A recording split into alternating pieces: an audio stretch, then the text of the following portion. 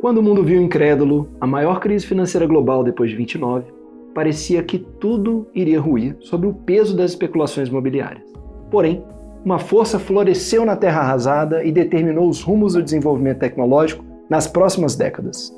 Por trás dessa força, 5 companhias que hoje são as maiores do mundo, as Big Techs: Apple, Microsoft, Amazon, Alphabet e Meta.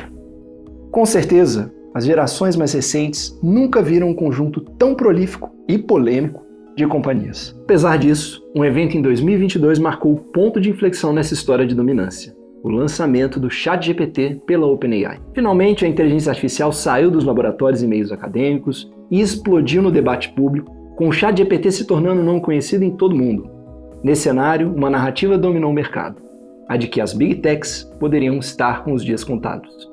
E nenhum alvo foi maior do que a Alphabet.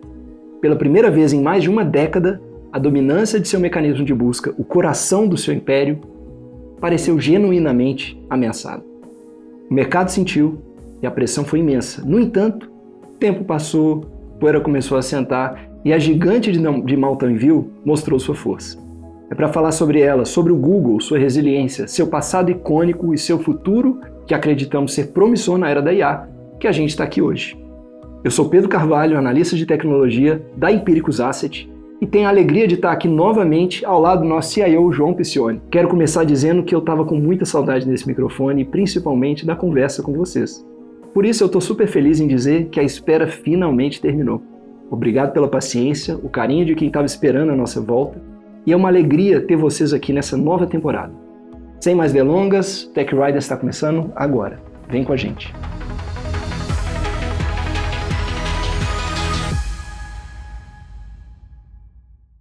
E aí, João, tudo bem contigo? Tudo bom, Pedro? Tudo ótimo.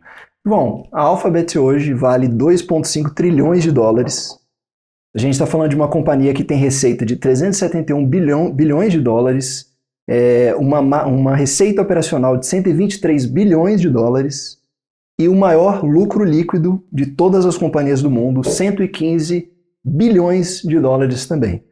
O seu site, o google.com, ele recebe 101 bilhões de visitas por mês. Quando a gente olha essa grandeza, essa escala toda, a gente não tem noção de como que a companhia começou. Mas eu acho que é importante a gente entender um pouquinho mais essa história, né? Como que surgiu o Google? Super importante. E surgiu num momento de muita transformação da economia, né? Sim. Momento de muita transformação da tecnologia, de ebulição da própria internet. Da própria internet, né? Um momento em que a competição era outra, né? Os players mais importantes desse mercado eram players totalmente diferentes do que a gente vê hoje. Sim. Na economia atual. E acho que foi verdadeiramente transformador, né?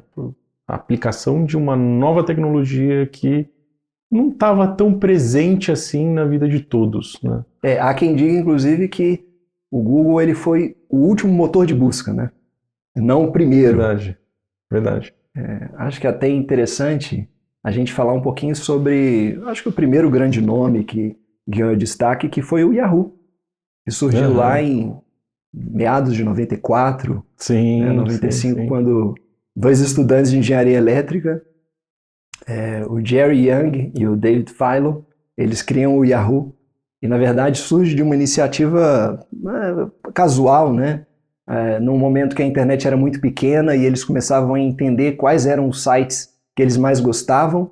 Naquela época nem se falava tanto em site, né? Mas enfim. E começam a fazer uma lista daqueles sites que eles achavam que eram os mais interessantes de serem visitados, né? Sim. Naquele tempo que você, para entrar na internet, ainda tinha que usar o dial-up. Exatamente. Né? Muita gente que nasceu depois de 2000 talvez nem tenha vivido essa fase, né, da internet de escada. A gente viveu bastante disso. Exatamente. Né? E necessariamente você era encaminhado para um portal. Sim. Né? Encaminhado para uma página que continha ali as principais informações, vamos dizer, para você começar o seu uso na internet, né? Exatamente. Muitos desses portais... Era a porta de entrada na internet. Inclusive naquela época se vendia e-mail. É verdade. Né? Se vendia o acesso. Enfim, tentava se monetizar tudo que aparecia pela frente. Exatamente. Né? Uma pegada que, com a medida que o tempo foi passando, e aí o Google muito responsável por isso, né, tudo foi mudando. Né? A forma de você usar a internet ela foi se alterando ao longo do tempo. Até, inclusive, é interessante pensar nisso, né? Porque essa era uma época que a forma onde se via a monetização da internet tinha muito a ver com banners, né? A publicidade, os anúncios, eles eram todos feitos por banner e existia muito essa noção de pagamento por visualização. Então a grande dinâmica que existia ali por trás era manter esse usuário o máximo de tempo possível navegando nesses sites, nesses portais, né? Para que você ampliasse ao máximo a visualização desses banners. E até, se a gente parar para pensar, vários deles foram construídos verdadeiros ecossistemas, né? Então, o site do Yahoo não era só a porta de entrada, né? Era a porta de entrada, era o site que tinha lá um caminho para você acessar as principais notícias do dia, né? Você tinha um outro caminho que era a culinária do dia, enfim, o mercado financeiro estava ali. Então, tudo que você poderia consumir naquela época praticamente aparecia em primeira mão naquele portal, né? Naqueles portais, né? Porque aqui no Brasil a gente teve também, né? Sim, o UOL, que existe até hoje. Inclusive, por muito tempo eu confundia o UOL e o AOL, o AOL, verdade. Que era, enfim, o máximo depois, né, do Yahoo, ele acabou dominando bastante, né?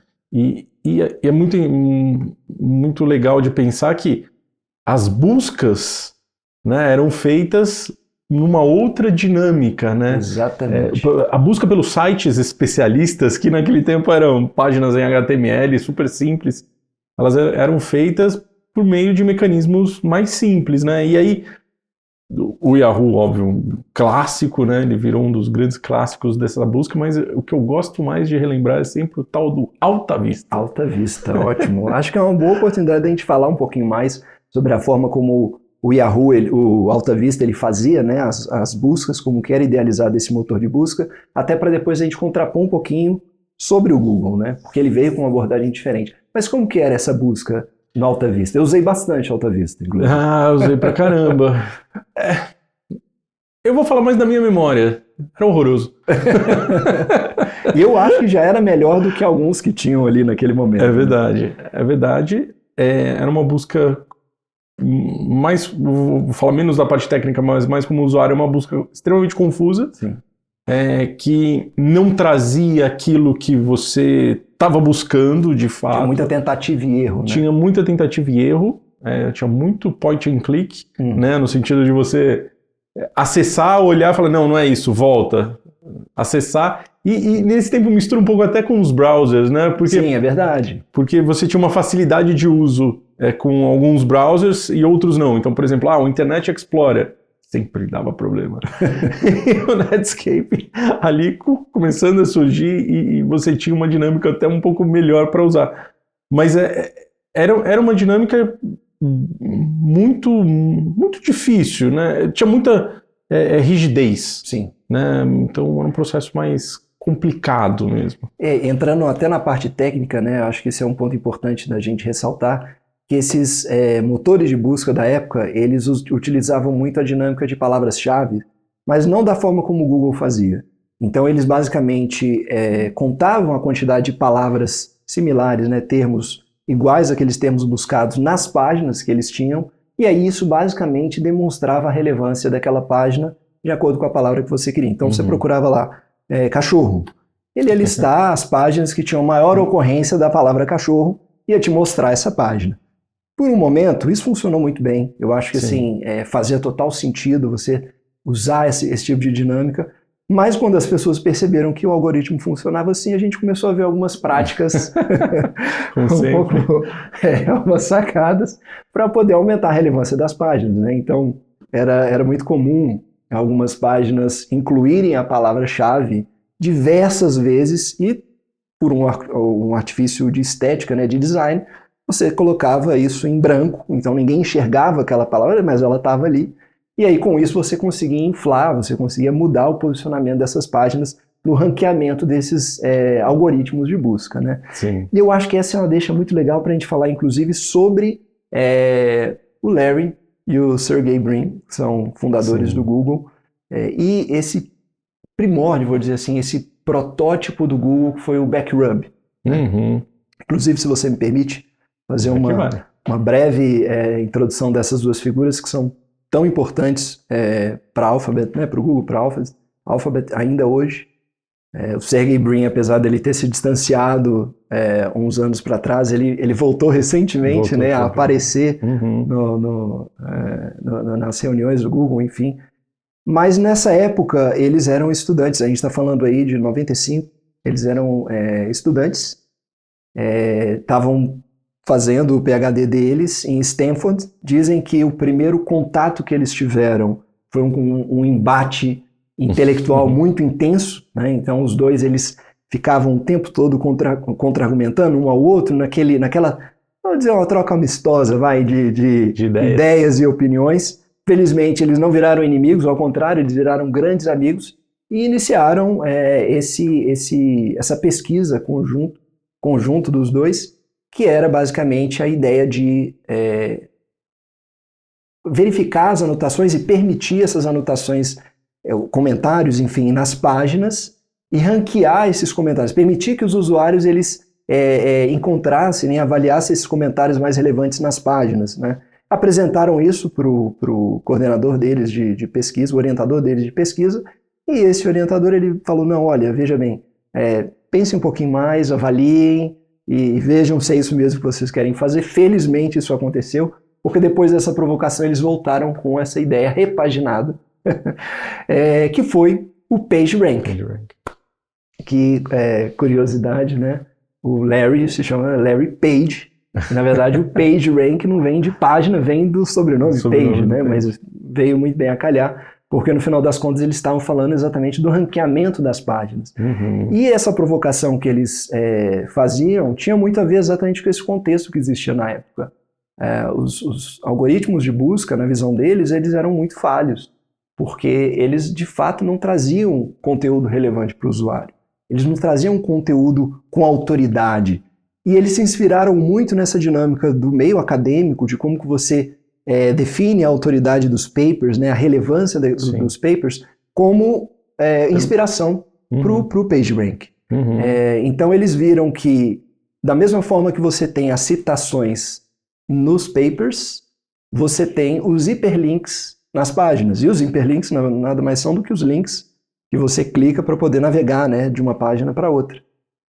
Basicamente eu vou falar de uma forma simples, mas é mais complexo do que isso, eles varreram toda a internet, e era possível fazer isso naquela época, porque a internet era bem menor do que, muito menor do que hoje em dia, mas varreram toda a internet, listando todos os hiperlinks de todas as páginas, e aí baseado nisso você cria uma rede de conexão entre todas as páginas e consegue ver quais são as páginas que estão recebendo maior quantidade de hiperlinks para cada termo associado ao hiperlink.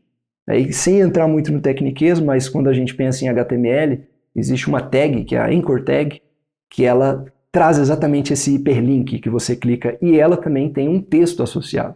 Você, quando está navegando, não clica no link, você clica num texto e por trás daquele texto tem um link. Então eles usaram também esse texto para linkar uma coisa com a outra. Então com isso você foi construindo esse grande índice das páginas, e de acordo com o termo associado a cada uma dessas páginas, você tinha um ranking. E aí, esse algoritmo, nesse momento, o orientador olhou e falou, não, realmente parece uma boa ideia, coloque isso para frente, faça esse negócio funcionar. E realmente eles conseguiram fazer um negócio tão bom que começou a ser muito consumido em Stanford.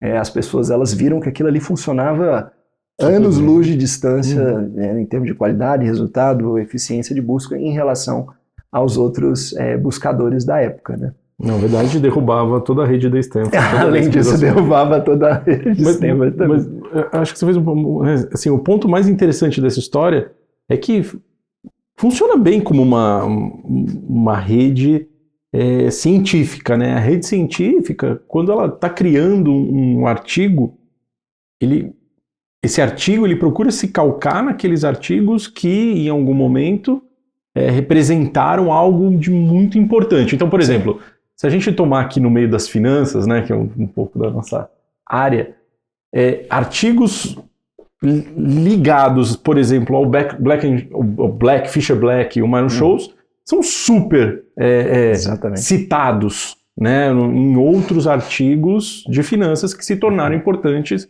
ao longo da trajetória. Então, se você conseguir, se você traçar quantas vezes esses artigos eles foram citados por outros pesquisadores, e aí você pode, enfim, até eu acho que eu citei na minha dissertação de mestrado,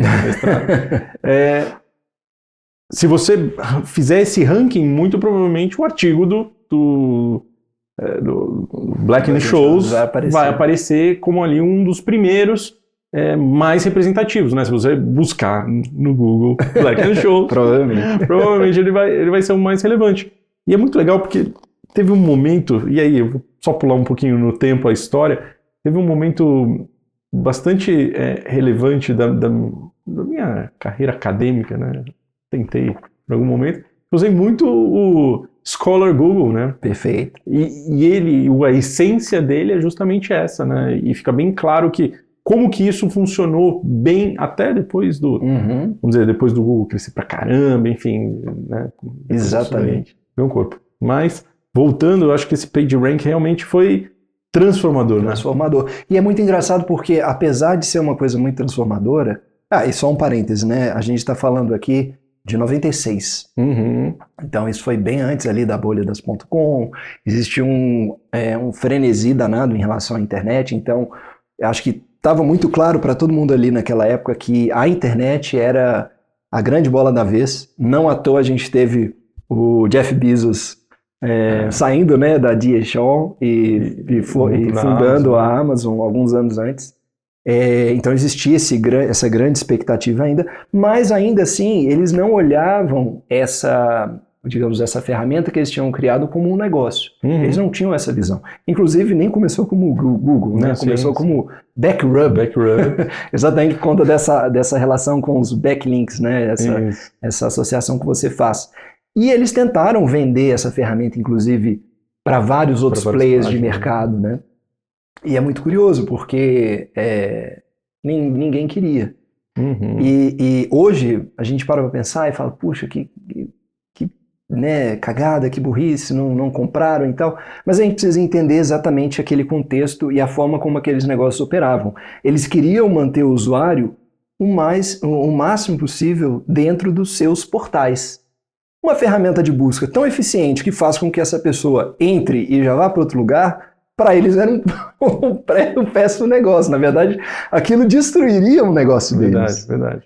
Agora, talvez aqui tenha uma reflexão também, né? E isso a gente vê muito no dilema da inovação. Como que talvez era isso mesmo que iria acontecer. Em algum momento aquilo disruptaria o negócio deles.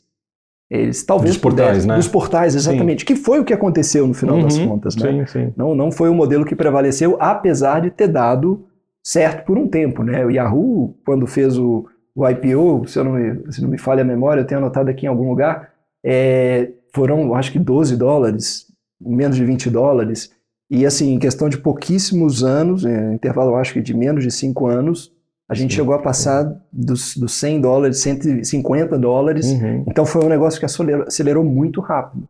Claro, a gente está falando aqui desse período de formação da bolha das .com. Então a gente sabe que vários negócios associados à internet andaram muito bem. Mas, enfim, chega um momento que eles decidem, eu acho que depois de várias tentativas frustradas de vender o algoritmo deles, eles são meio que forçados a montar o Google. E essa história é até um pouco curiosa, né? Verdade. Não sei se você quer falar um pouquinho ou eu falo sobre ela. Não, antes de chegar no Google, eu acho que tem a história que é interessante da primeira tentativa de vender o produto, né? Eles vão atrás do CEO da Excite. Sim. Enfim, eles fazem lá a proposta, olha, eu quero vender aqui, olha como o meu produto é bom. O produto ainda se chamava Backrub, né? Era um nome que... Talvez não tão vendável. Não tão vendável. E aí, justamente, ele tem exatamente essa discussão com o CEO da empresa. E ele fala assim, olha, eu vendo para você, mas eu quero que você passe a utilizar o meu produto para fazer as buscas. E o CEO da Excite olha e fala, mas para que eu vou querer levar o cara para fora do meu portal, né? Qual o sentido? Qual o sentido? E aí eles meio que não entram num acordo ali e acaba que o deal não acontece, né? E aí eles voltam para casa e aquele negócio puxa, mas será que esse negócio, né? Como que a gente vai fazer isso funcionar, né? E aí vem toda... E é interessante que para eles era muito claro que aquele modelo que existia, ele não funcionava. Precisava ter uma nova inovação, né?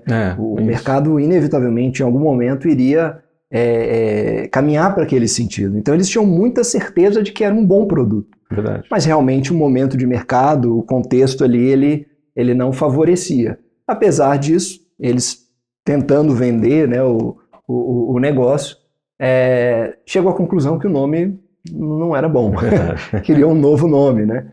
E eles tomam a decisão de chamar a empresa de Google. Só que não o Google como a gente conhece, né? O Google, na verdade, ele vem de Google, né? Não é Google, como a gente conhece, que é a representação matemática de 1 elevado a 100.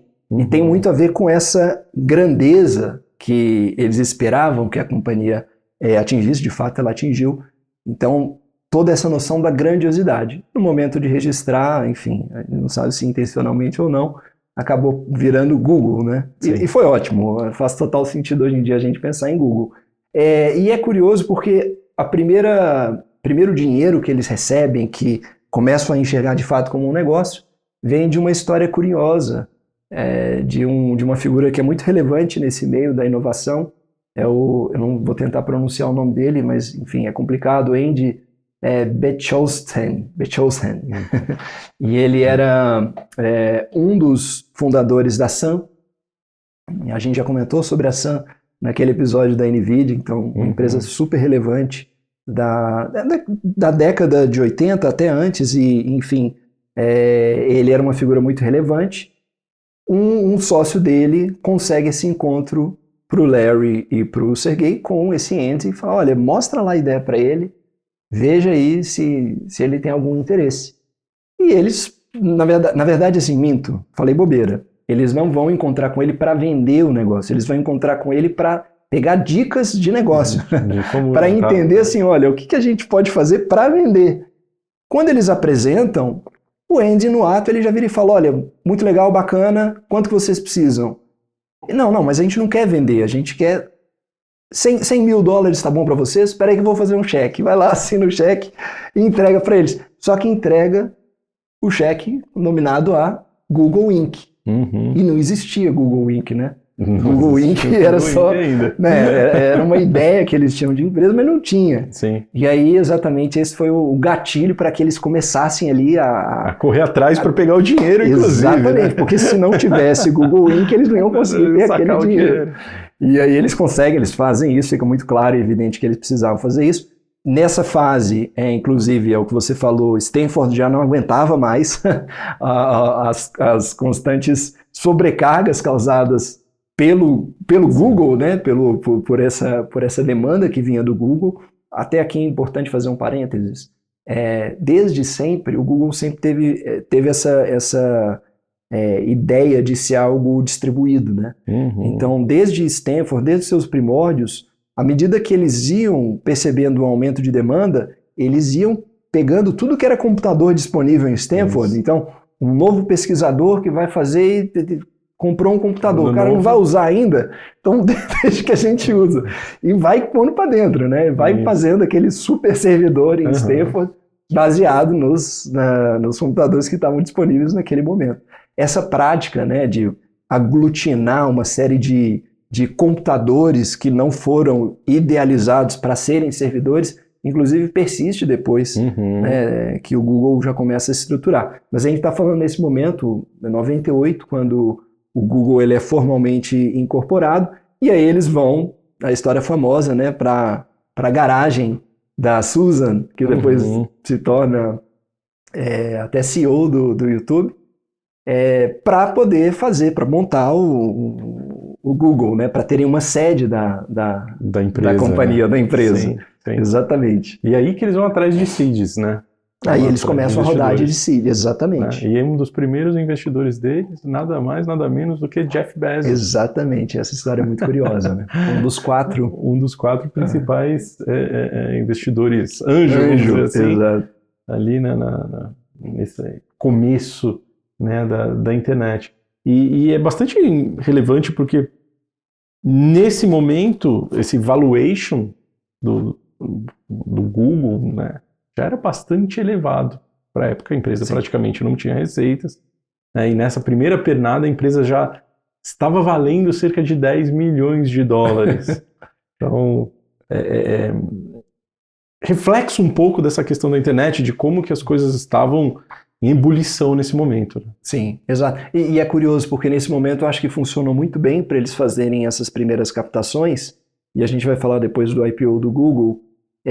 Apesar disso, esse movimento de abertura da companhia não aconteceu na velocidade que aconteceu a abertura do Yahoo, por exemplo. Verdade. Porque o Yahoo abriu muito rápido, né? Uhum. Talvez pela facilidade de monetização. Talvez, né? já estava claro o modelo de negócio, o modelo né? de negócio. Mas acabou sendo também uma faca de dois gumes, né, pro Google. E no caso do Yahoo não foi assim. Mas enfim, vamos guardar isso para a gente falar em breve, né? E aí, enfim, o Google começa, eu acho que tem dois nomes importantes para a gente citar aqui, são pessoas que, assim, ainda fazem parte do Google de alguma forma. Uma delas é o Jeff Dean. Uhum. Enfim, ele é acho que para todo mundo que é estudante de ciência da computação ou aficionado, já ouviu falar do Jeff Dean. O pessoal costuma comparar ele às vezes até com o Chuck Norris, né? Tem lá os sei lá quantos fatos do Chuck Norris, tem lá sei lá quantos fatos do Jeff Dean, de tão relevante que essa pessoa é. Então ele foi responsável no futuro por uma série de inovações que foram aplicadas, obviamente, ao Google, né? Então partiram de dentro do Google e ajudaram muito dessa escalabilidade que o Google veio a ter depois. Uhum. Um outro nome importante também, vou me meter aqui a falar o nome dele, que é o Urs Hölzle.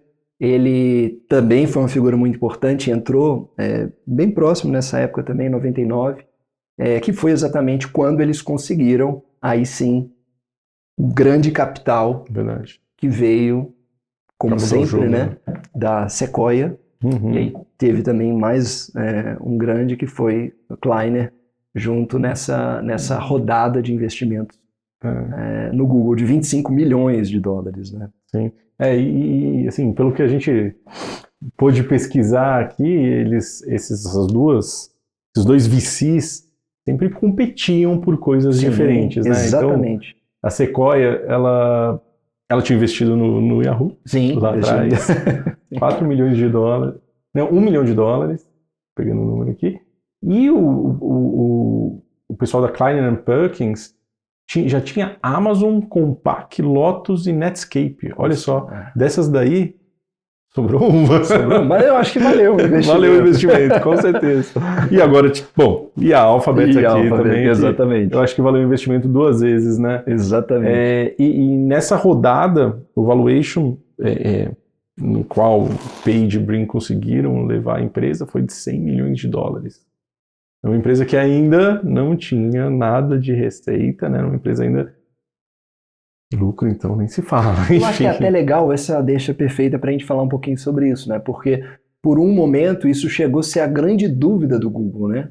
Como que a gente vai monetizar isso? Acho que a gente começa a ver até uma certa similaridade com o que a gente vê hoje em dia com a IA. Né? Como que a gente monetiza essa história de buscas, né? E aí, para ficar claro, vamos retomar. O modelo vigente, ele era baseado em, a gente fala de CPM, né? Então a gente está falando de custo por milhões, né? CPM por milhões, então a gente está falando de visualização, basicamente. Visualização, e, na verdade, a dinâmica que a gente tem hoje em dia é uma dinâmica baseada em cliques.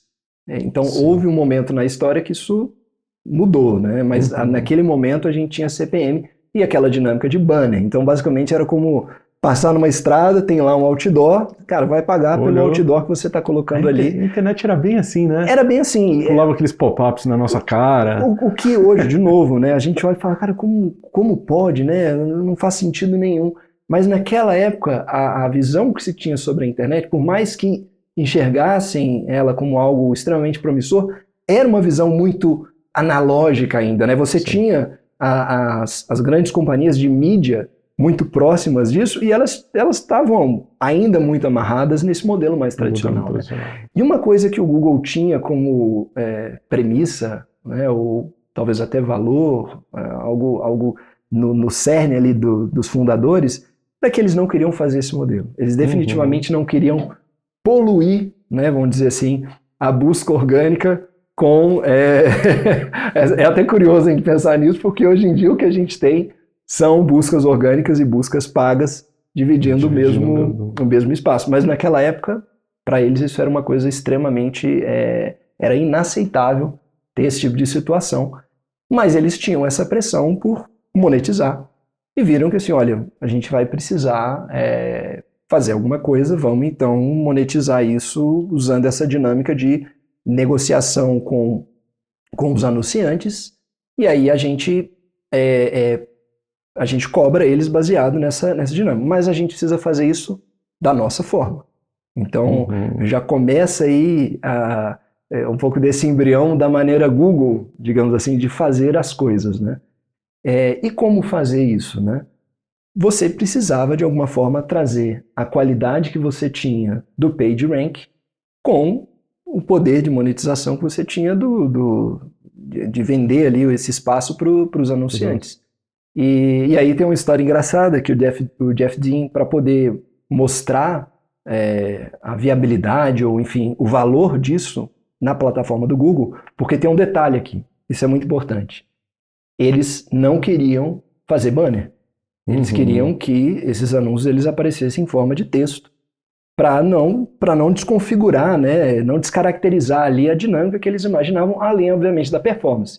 Vamos lembrar que nós estamos falando de uma internet... Sim, super lenta. Ali, por volta dos anos 2000, então, assim, ainda era discado, a gente tem que lembrar aí uma série de restrições que haviam.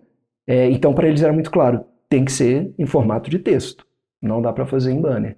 E aí a história conta o seguinte, que o Jeff Dean, ele cria esse algoritmo que vai basicamente avaliar o termo que a pessoa está colocando e direcionar para um link afiliado na Amazon. Então já tinha essa dinâmica de links afiliados na Amazon, onde você conseguiria vender, né, os produtos. Então você encaminhava aquilo, se alguém comprava, você ganhava uma fatia, exatamente.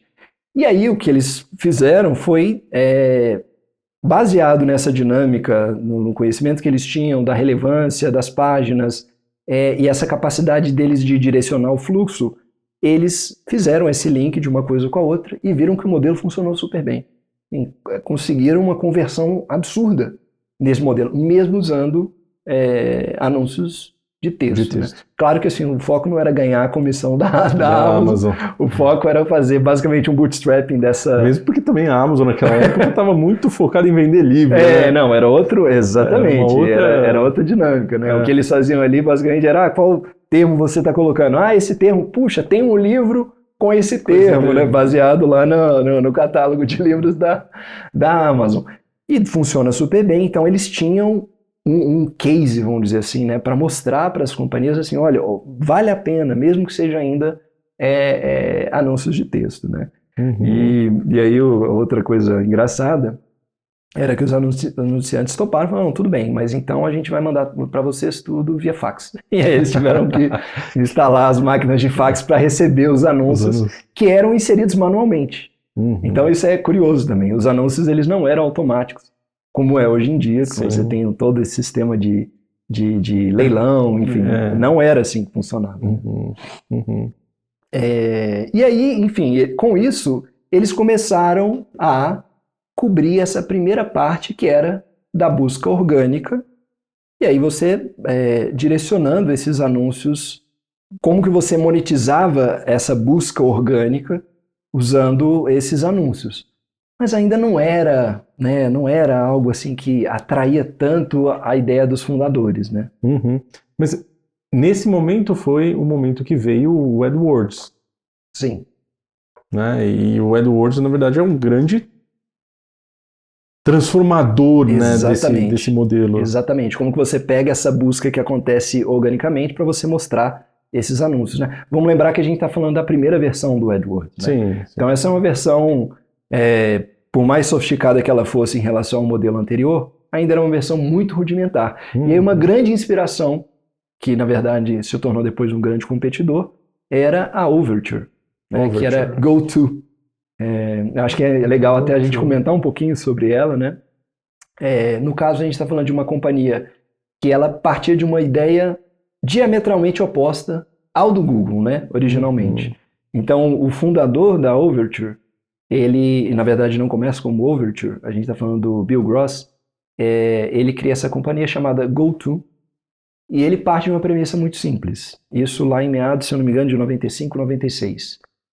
A busca orgânica é falha, porque você abre esse espaço para que as pessoas elas manipulem os resultados, fazendo todo tipo de peripécias para poder se ranquear positivamente. Uhum. O que funciona de verdade é o livre mercado. Então ele partia dessa premissa. O que nós vamos fazer é o seguinte, é 100% tráfego pago, não tem nada de tráfego orgânico. Então cada termo que você tem aqui, os resultados que você vai ver são 100% pagos. Ou seja, quem tem mais dinheiro... E exatamente, essa era a ideia dele, né? Que assim, olha, quem está disposto a pagar isso quer mostrar coisas relevantes, não tem tempo a perder e nem dinheiro a perder com coisas que não vão gerar conversão, que não vão gerar valor. Então, partindo dessa premissa, ele cria toda essa ferramenta. Na verdade, assim, é uma ferramenta que já existia, tá? Ele compra na época essa ferramenta e reformula ela. É uma ferramenta que basicamente tinha o leilão, então você conseguia ver quanto que estavam os lances pelos termos, e isso era 100% transparente. Eu acho que esse foi um grande aprendizado que ele teve de uma outra tentativa que aconteceu, ali também em meados de 95, por aí, que foi o Open Text, que eles tinham essa dinâmica também de tráfego pago. Mas quando as pessoas descobriram que o tráfego pago ele estava ali junto com o orgânico, isso gerou, enfim, uma sensação de fui traído, você me enganou, você está querendo me manipular muito grande, e aí foi um fiasco, um fracasso.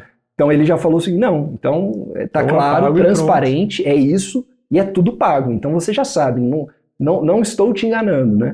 E é curioso, porque antes de fato comercializar esse produto e ter a empresa, ele faz uma apresentação no TED, né? O TED já existe há bastante tempo, onde ele apresenta a ideia. E as pessoas vaiam ele. Elas acham horrível, é abominável a ideia. Como que você está propondo perverter algo tão legítimo e mágico como a busca orgânica com esses resultados pagos, né? E ele, enfim, é vaiado, é trucidado, todo mundo cai matando, inclusive o próprio Larry e o Sergey eram assim, terminantemente contra essa... Ainda eram estudantes de Stanford. Contra essa ideia, mas ele, né, a revelia daquele público, vai lá, monta a empresa e vira um sucesso, uma companhia que consegue muito rápido ganhar receita e cair nas graças dos grandes anunciantes, porque viram ali uma ferramenta para você expor os seus sites de uma forma relevante, né? Sim. Então, isso virou um grande case que depois acaba influenciando o Google também nas novas versões do AdRank. É isso mesmo. Bom, e nessa tocada vem aí a própria tomada de risco, né? Que é bem nesse momento, vamos dizer, nascimento do AdWords e essa mudança do Google que o Larry Page dá uma cartada. Exatamente. Arriscada, eu diria. É um all-in, né? É um all-in. É um all-in. Podia dar super errado, no final deu muito certo. Exatamente. E aí ele disputa com a All, né? Com Online, que é o grande portal. Exatamente. A aquisição da Overture, né? É curioso, porque assim, a AOL, ela era cliente da Overture e da Ink2Me. Então, basicamente, assim, eram duas ferramentas que cobriam essas duas pontas, né? Então, tráfego pago e o tráfego orgânico. Isso é uma coisa muito legal também para ficar claro, né, para os nossos ouvintes, que naquela época, Yahoo, vários desses portais tinham lá a parte de busca. Só que essa parte de busca, na verdade, ela não era feita por eles. Sim. Era um licenciamento dos motores de busca. O Google, inclusive, ele chegou a ganhar dinheiro com esse licenciamento, né, da parte orgânica. Quando ele faz as primeiras incursões para ganhar dinheiro, né, eles buscam o licenciamento. Olha, nós não vamos vender anúncio, é contra os nossos princípios, vamos licenciar o uso do nosso motor de busca. Então, o que eles queriam era o quê? Yahoo, AOL, enfim, vários players, usem o nosso motor de busca. Ele é bom. Usem ele e coloquem lá no finalzinho do site, Powered by Google. É isso que a gente quer. E eles fizeram isso. Então, eles licenciaram o motor de busca deles para vários desses portais. E nesse caso, a AOL, ela tinha esse licenciamento do motor de busca da Ink2Me, que era também uma empresa bem relevante nesse momento. E para a parte paga, era a Overture. O que acontece? O Google, nesse momento, já tinha desenvolvido o AdRank e o AdWords, perdão, e ele já tinha essa solução tanto do tráfego orgânico quanto do tráfego pago. Sim. Então, uma companhia oferecendo duas soluções. E uma companhia que não era a Overture, não era, principalmente a Overture, que já tinha crescido bastante. Então, eles estavam mais dispostos a arcar com o risco, né? O acordo, basicamente, assim, ele era bastante agressivo, mas existia uma cláusula, inclusive, que a AOL ela ia receber 100 milhões. Não interessava se, em um prazo, se eu não me engano, de 2 ou 5 anos, alguma coisa do gênero. Então, o Google ia pagar eles, acontecesse o que acontecesse. Então, se não desse certo, o Google ia ter que pagar a AOL. E aí, nesse momento que eles tomam a decisão de, não, topamos o risco, vamos nessa, vamos fazer. Vamos fazer as duas partes para você. Você falou 2 pontos, acho que tem 2 pontos aqui legais que eu posso acrescentar. O primeiro deles, assim, essa pegada do Google de fornecer o serviço, eles também tentaram dar uma burlada no sistema, né? Com o Google Toolbar. Isso é um bom ponto, é verdade. Você se lembra daquela barrinha? Nossa, sem dúvida. A gente você instalava, hoje a gente esquece disso, né? Exatamente. E inclusive eles fecham um acordo com a Microsoft em algum momento, eu não lembro exatamente quando, mas para que o Internet Explorer já viesse com ou com a Compaq, agora eu não me lembro exatamente. Eram vários, eles fizeram vários acordos, né? Exatamente. Para que já viesse na instalação a barrinha. Exato. E no final essa barra ela meio que supria a necessidade de você ter um portal. Inclusive, pelo que eu me lembro, e aí mais como usuário mesmo, foram nesses momentos que você começou a questionar por que raios eu tenho que pagar a mensalidade de um portal para acessar a internet. Não, né? Pagava terra, né? Pagava o terra. Meu pai paga o terra até hoje. Para ter e-mail. Mas esse eu acho que é um ponto importante. Depois esse Google Toolbar, ele transcorre durante muito tempo ainda. Exatamente. Até que o Google se torna, né, o grande play, né, de faz exatamente parte desse momento que o Google nota o seguinte: olha, hoje eu estou oferecendo esse motor de busca, estou fazendo esse licenciamento para as companhias que me pagam. Chegou um determinado momento que ele começou a olhar e falou o seguinte: não, eu ganho tanto com o que eu faço internamente que faz sentido eu pagar para os portais, porque quando eles me colocam lá dentro, eu ganho muito mais. E aí, nesse momento que eles olham e falam, não, então vamos desenvolver uma forma para a gente estar dentro do browser. E aí, a gente não entrou aqui no mérito disso, mas assim, teve a guerra dos browsers, né? Ficou muito marcada ali pela rivalidade entre a Netscape e a Microsoft. No final, a Microsoft ganha, né? Sim. Dominava todo o ecossistema, e era muito claro para o Google, precisamos estar aqui. Porque se não estivermos aqui, se não marcarmos terreno aqui, a gente vai ser bypassado. E a Microsoft tinha um histórico de fazer isso, né? Na verdade, assim, a Microsoft por um bom tempo era a grande vilã. Ela era a grande vilã, assim, das companhias, né? Então era o gigante que pegava e e abraçava e dominava tudo e absorvia. Então eles viram no toolbar uma forma de bypassar isso e saíram fazendo acordos, como você falou, acordo com a Dell. Então, na hora de instalar, já coloca lá o toolbar, aí instala o toolbar, o cara já abre o Explorer e já tem lá o toolbar do Google. Parecia que era da Microsoft, mas não era. Era a Dell com acordo entre os dois ali para poder colocar o toolbar. A mesma coisa com Adobe. Verdade. Tinha um outro também que usava bastante como é que fala? Compactação de arquivos, enfim. Para que você, de partida, tivesse ali a barrinha do Google. Então era uma coisa meio esquizofrênica quando você pensa para hoje, mas na época fazia todo sentido. Você tinha uma barrinha que era de digitar o endereço, e você tinha que digitar um endereço exato. Não tinha essa vou digitar lá e ele vai... Não, você tinha que digitar o endereço. Se você não soubesse o endereço, você não chegava onde você queria. Não conseguia acessar. E você tinha a barrinha do Google, onde você digitava, e aí você já ia direto para a página do Google com os resultados, né, sendo apresentados. Então, isso daí, inclusive, esse momento, eu acho que é legal falar, eles notaram em 2000 que assim, olha, estamos grandes, precisamos de mais robustez, precisamos de mais estrutura, a gente tem um know-how técnico violento, porque o time técnico, né, de engenheiros não era, obviamente, a escala que tem hoje, mas, enfim, tinham grandes nomes ali, pessoas muito capacitadas, grandes talentos, gênios, né, enfim...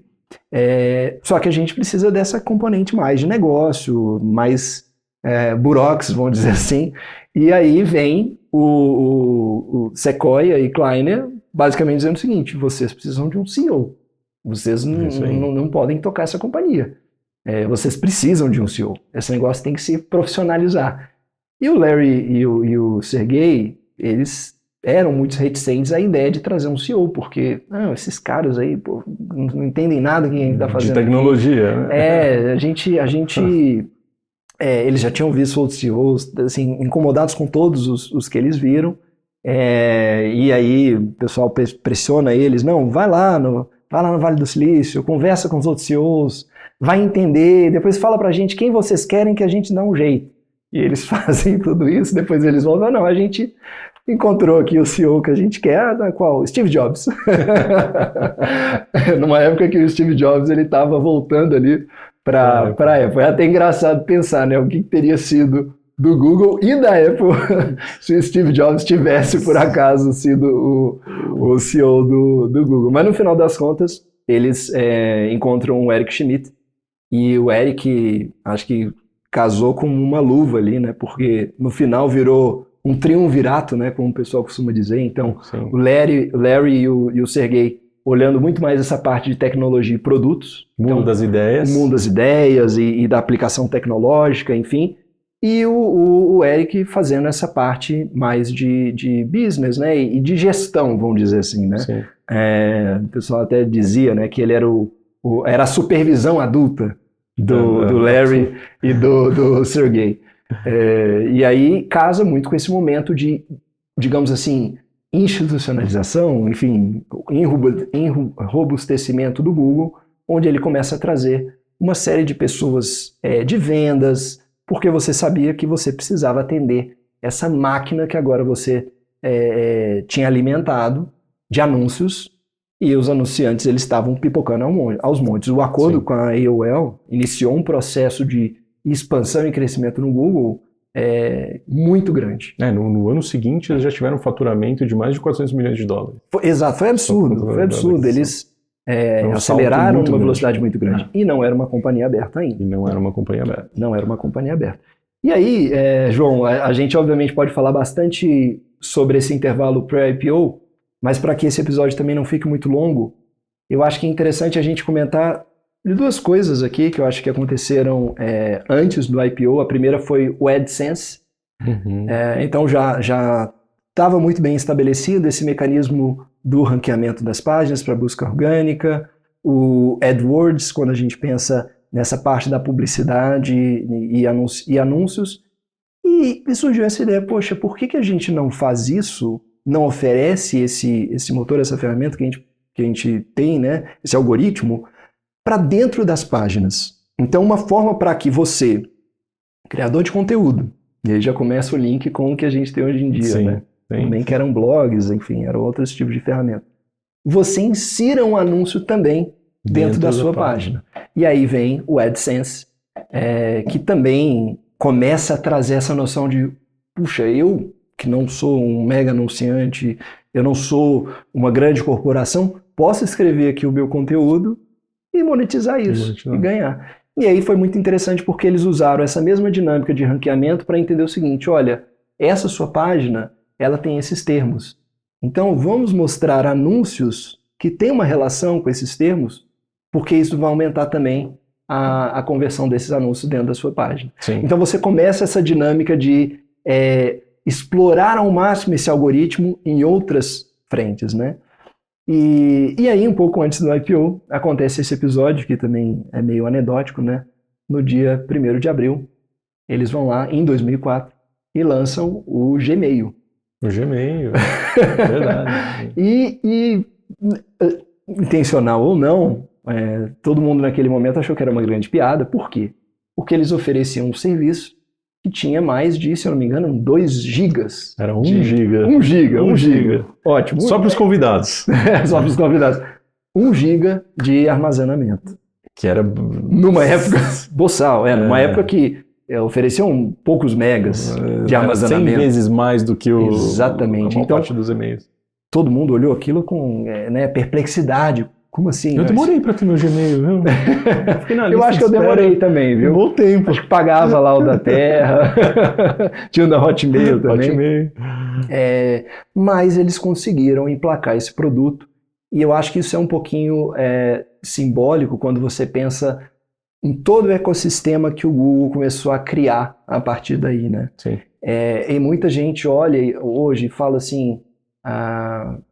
qual o sentido desse programa ou daquele programa? Não monetiza. Só que você tem que ter esse olhar muito mais amplo do ecossistema, né? Então, a partir do momento que você tem o Gmail, você também começa a pensar em quê? Num usuário do Google, que ele vai estar exposto a outras ferramentas do Google e ele vai estar imerso nesse ecossistema do Google. E aí, enfim, eu acho que é legal a gente, para finalizar essa primeira parte dessa nossa série da Alphabet, falar sobre o IPO do Google, que foi uma coisa... Diferente. Super diferente. Antes da gente entrar, eu queria trazer uns pontos aqui que eu tinha anotado, que são bem interessantes. Só amarrando essa questão do Gmail, é bacana de entender que o Gmail começou, na verdade, com um serviço de search dentro do e-mail. Sim, você tinha o motor de busca ali dentro. O motor de busca também. Dentro do e-mail, exato, que hoje a gente procura dentro da nossa caixa e é super fácil. Sim. Lá no passado, você não conseguia buscar um e-mail dentro da sua caixa. Você não conseguia buscar, você tinha que ir procurando e-mail por e-mail para entender, achar exatamente os termos, né? Então, essa também é uma das grandes inovações. E esse lançamento ele foi feito em praticamente um dia, né? O engenheiro responsável por essa ferramenta fez um trabalho muito rápido. Mas enfim, isso é um anedótico e justamente ligado aí com essa questão de como que o Google vai trazendo os usuários para perto, né? E, vamos dizer, criando ferramentas úteis, né? Aí eu acho que tem um outro ponto, vou voltar lá no passado, né? E aí o anedótico mais sobre o Larry Page. Eu estava olhando um pouquinho a biografia dele e aí em algum dos momentos, quando ele tinha lá seus 12 anos, ele teria lido o livro do Nikola Tesla. E aí ele fala assim, poxa, como que um cara tão genial como esse não conseguiu ganhar dinheiro, morreu pobre, enfim, toda aquela questão. E aí ele, naquele mindset dele, né, eles criticaram o pessoal que monetizava a internet, mas no fundo, o Larry Page ele fala assim, poxa, para eu montar uma grande empresa, eu preciso montar um negócio que tenha capacidade de remunerar. Sim. Né? Então, o que a gente vê do Google hoje, no fundo, é a cabeça do cara numa cabeça cara de negócio. O Larry Page e o Brin, apesar de tudo, eles tinham essa cabeça... Completamente, de negócio. De negócio. Esse é bacana que você está falando, né? Porque muita gente vê muito esse lado da genialidade, realmente, os dois são muito fora da caixa, né? Até você está comentando de biografia, né? É difícil imaginar o contrário, né? Um era filho de 2 cientistas da computação. Sim. O outro era filho de matemático com uma pesquisadora da NASA. Então, assim, eles tinham um background ali que atiçava, né, essa questão intelectual muito forte.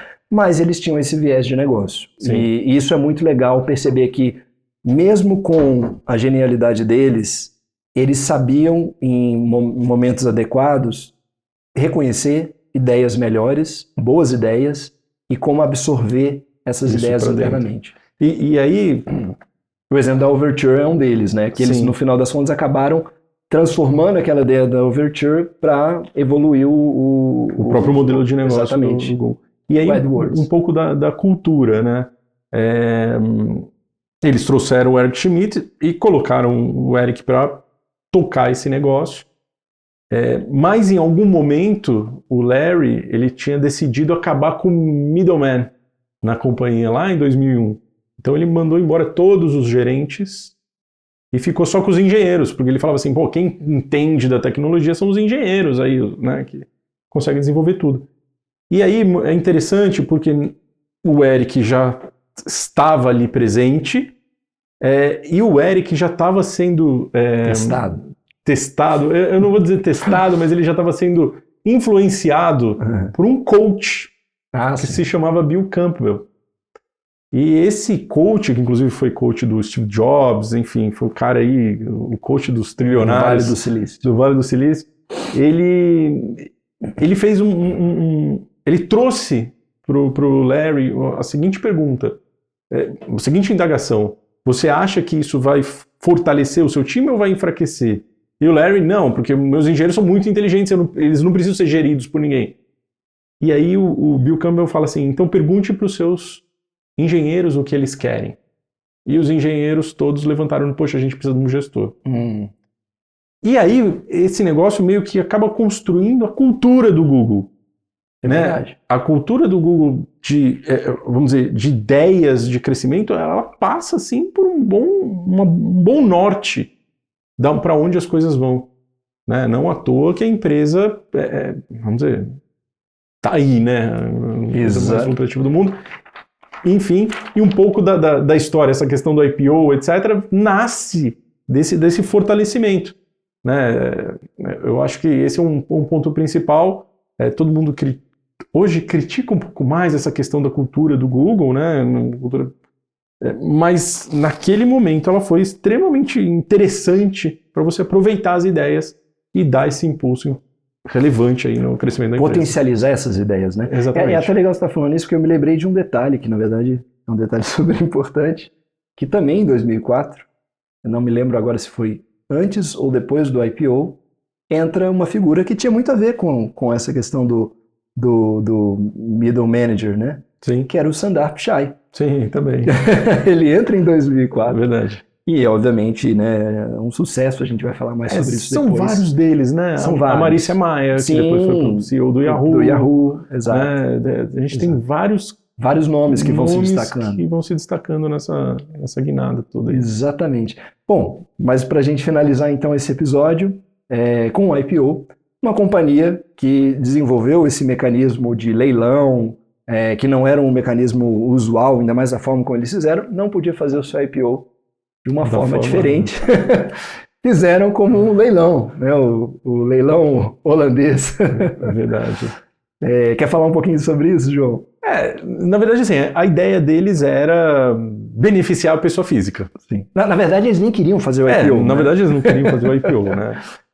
Foram forçados a fazer o IPO. Foram forçados. E aí também um pouco do Eric Schmidt, né? Ele fala assim, olha, a gente precisa olhar o Google como uma grande holding de várias ideias.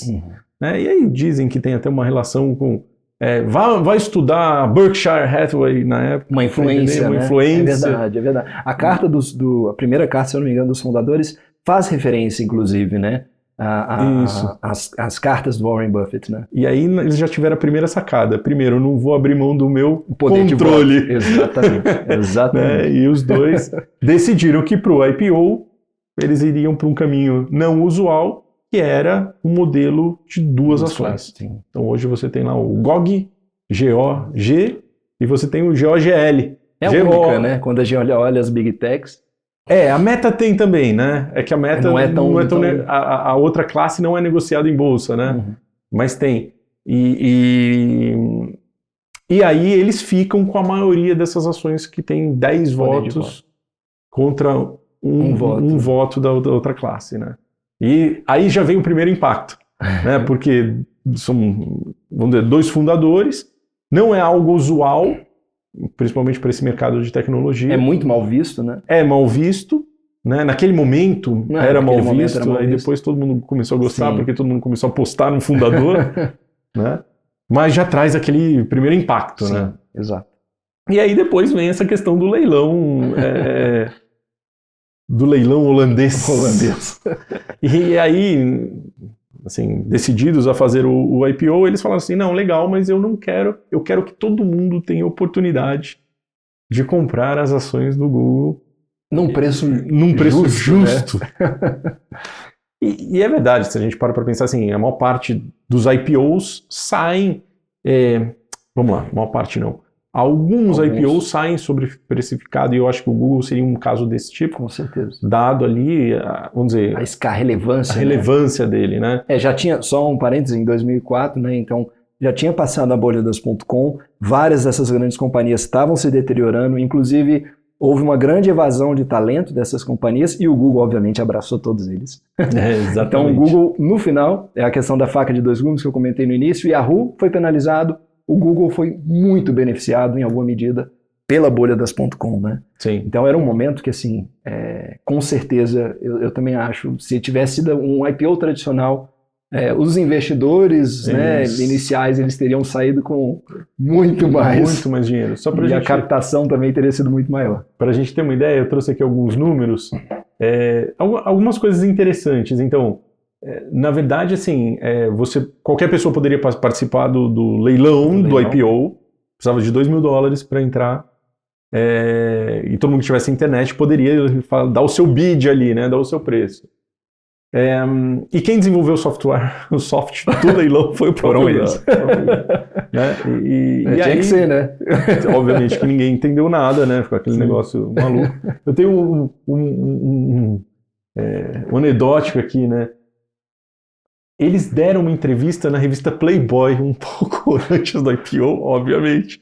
Provavelmente contando ali tudo que ia acontecer no leilão. E aí eles violaram o quiet period, quase que o IPO não sai. Nossa, então, só pra gente ter na cabeça. E de números, a precificação original do Google, e aí feito por bancos de investimento, girava na casa dos $130 por ação. O preço final do dia do IPO bateu $85 por conta dessa... Começou, se eu não me engano, bem abaixo. Bem né? abaixo, assim, foi bem 18... abaixo. Caiu 37% no dia. 37%. Quer dizer, caiu desse preço, dessa precificação, né? Inicialmente você pode pensar como se fosse um fiasco, né? Um IPO que assim... Um IPO que foi um fracasso. Um desastre. O Google deixou muita grana na mesa, enfim. Não... Exatamente. Exatamente. Quem deixou na grana na mesa foram eles, né? No final das contas, mas enfim, eles tinham as ações com direito a voto. Sim, para eles o importante era o controle. Né? Só um pouquinho de número também. Receita do Google em 2004, $1,5 bi. 350 milhões de lucro operacional. A empresa já tinha 23% de margem operacional. De toda a turma, por conta desse IPO, dos 2.000 funcionários, mais de 1.000 ficaram milionários. Aí sim, né? Bom demais. Bom demais. E aí, pra gente amarrar, né? No final a ação saiu lá 85, primeiro dia de negócio, $85. Hoje a ação vale mais de 200. Se for considerar se a gente considerar tudo, vai dar mais ou menos 100 vezes em 20 anos. É muita coisa. É muita coisa. Foi um bom negócio no final das contas. Foi um bom negócio no final das contas. Bom, João, obrigado pela presença aqui na primeira parte desse episódio que a gente vai falar da Alphabet. Tem muita história para contar, então hoje a gente para por aqui, mas depois a gente vai contar um pouquinho mais sobre como a Alphabet ela evoluiu dessa companhia de busca para a gigante que é hoje em dia, com nuvem, IA e tudo mais que você puder imaginar. Muito obrigado, João. A gente se encontra no próximo. Vamos lá. A gente termina agora a nossa primeira parte dessa curta série sobre a história da Alphabet. É até injusto enquadrar a história da companhia em molduras tão pequenas, pois ela é repleta de curiosidades, personalidades e momentos históricos. Com certeza muita coisa ficou de fora, mas a gente espera que você tenha se entretido com essa conversa, seja por conta daquele sentimento de nostalgia de um período que você viveu, ou da perplexidade com o passado tão perto, onde a internet era tão diferente da que a gente tem hoje em dia. Mais uma vez, obrigado pelo carinho e por acompanhar a gente até o final desse episódio. Para não perder o costume, siga a gente nas redes sociais, assine o nosso podcast para não perder os próximos episódios. E se você curtiu o conteúdo, não se esquece, deixa seu like, camarada, seu comentário e compartilha com seus amigos. Um grande abraço e até a próxima.